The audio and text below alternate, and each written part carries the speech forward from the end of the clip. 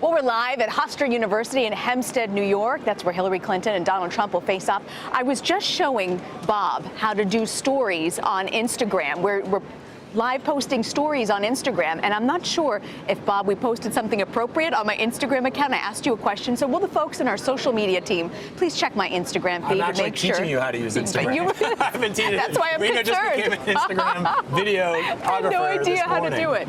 And Bob did his first one just now. That's right. So log on to Instagram and check it out. So expectations are very, very high. Over 100 million people are expected to watch these debates, these candidates going head-to-head for the first time, and Bob is here to talk about a little bit. Bob, we want to focus right now on some of your experiences. You've moderated 3 presidential debates. You moderated a debate between Governor Bush and John Kerry, and 2 with Barack Obama, once against John McCain, and one again with Mitt Romney. Let's talk about that debate, Bush-Kerry. What was going through your mind? That was your first one. That was your first time moderating. What were you thinking about, and how did the candidates talk to you afterwards? How did they feel? I was absolutely scared to death.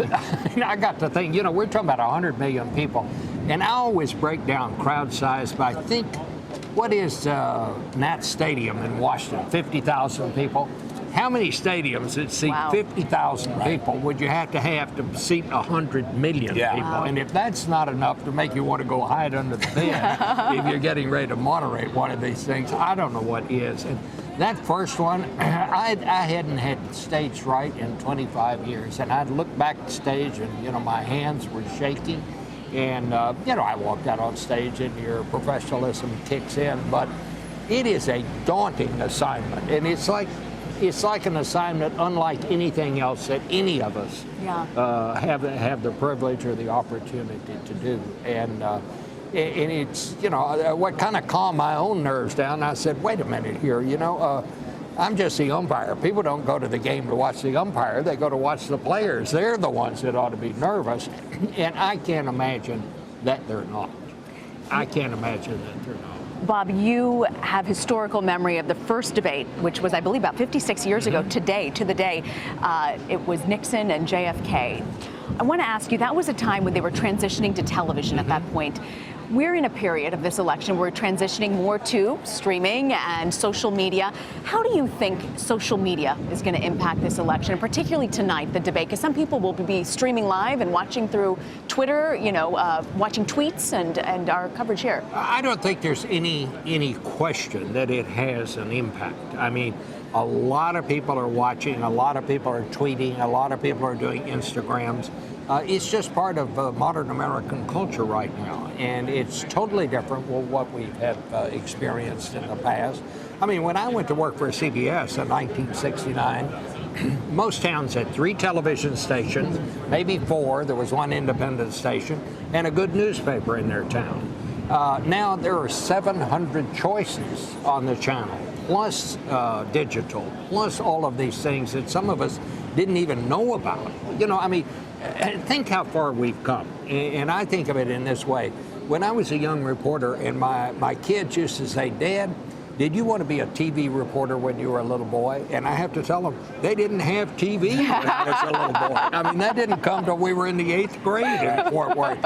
And think, there was no space program in those days. And just think how far and how more advanced the technology is right now. What's interesting, and Rena brings up the first televised presidential debate between John F. Kennedy and Richard Nixon, is that for whatever reason it was, either it was his people who were, President Kennedy's people who were a little bit younger, they seemed to understand that television was going to play a significant role in shaping the American century, and Nixon and his people did not. Did not, and even to the point that Nixon chose not to wear makeup. Right. And as we all know now, it's been said 100 times.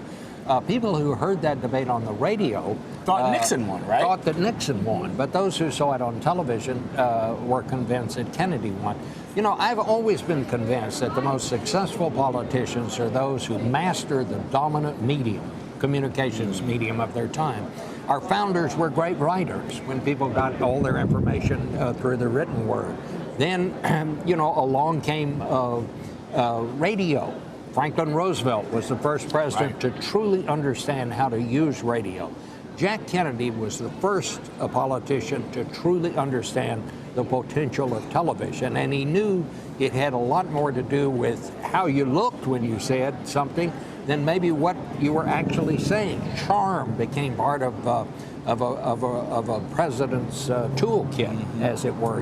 He was the best that ever was on television. And I guess one would say now we're into social media. Is Trump doing so well because he's the first one to recognize the possibilities of Twitter? Right. I don't know the answer to that yet, but he's certainly been very effective in how he uses it.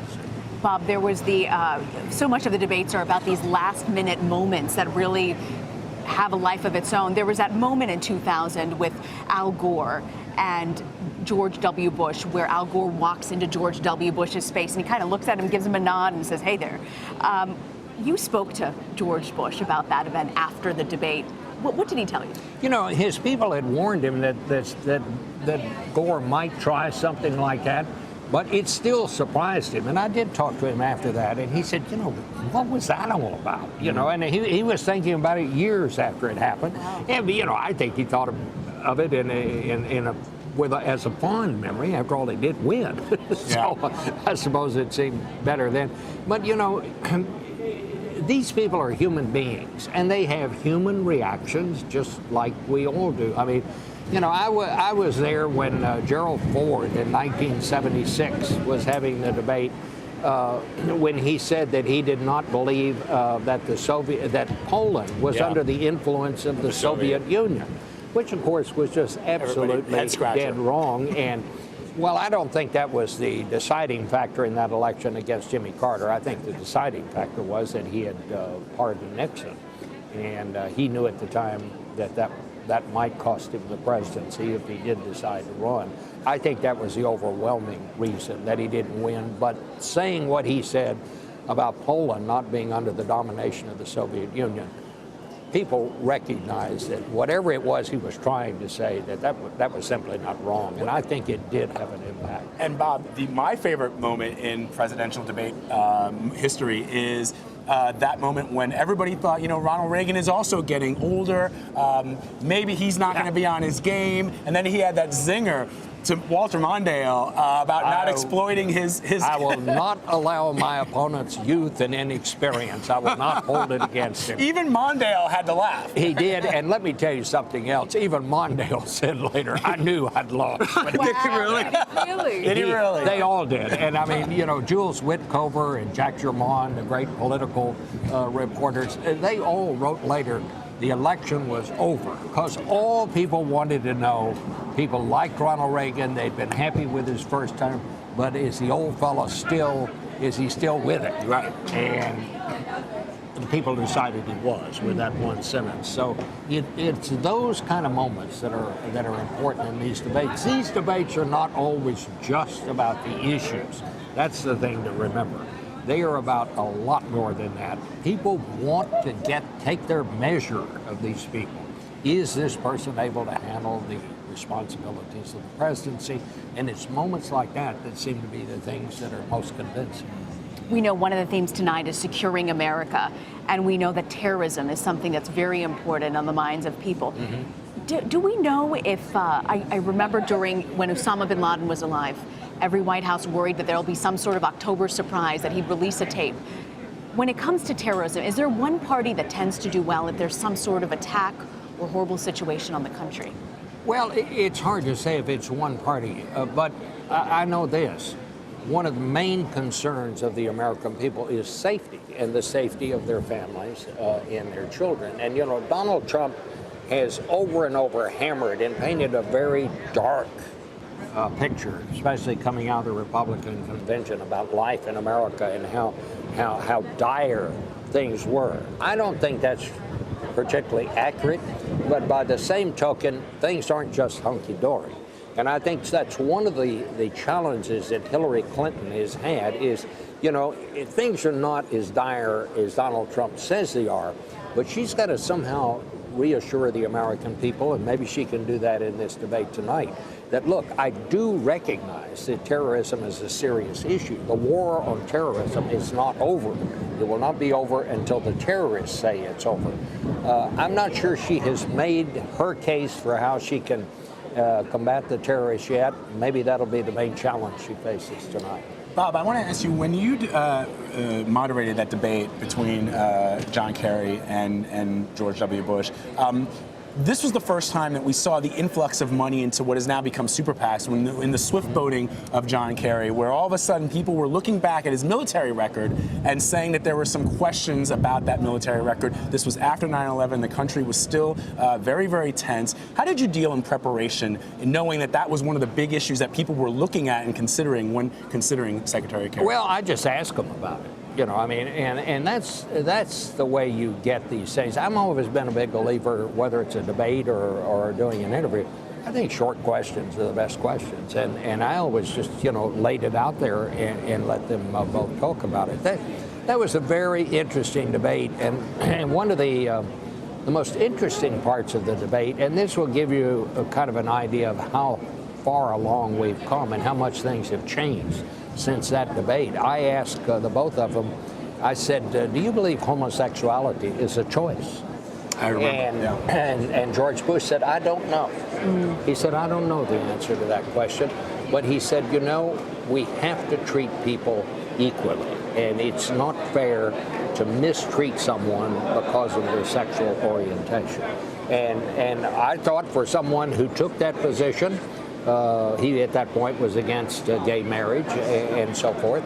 I thought that was a good way to put it. I asked John Kerry.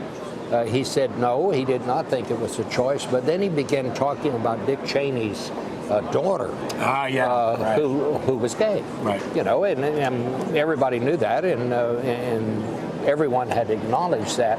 But the fact that he brought up her name, it really inflamed the right. And I'm not sure John Kerry helped himself with that answer.